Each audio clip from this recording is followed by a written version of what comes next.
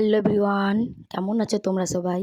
তো গত সোমবার ছিল আমাদের পাড়ার মনসা ঠাকুরের বিসর্জন।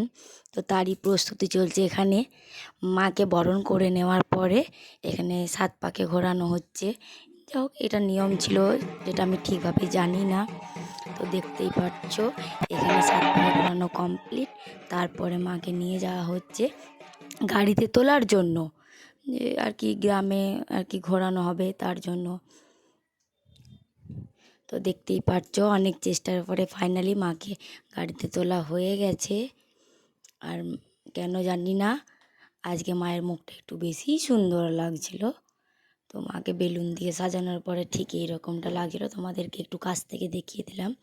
তো তারপরে এখানে ব্যান্ড পার্টির দাদারা যারা এসেছিলেন তারা এখানে খুব সুন্দর লাগছিল,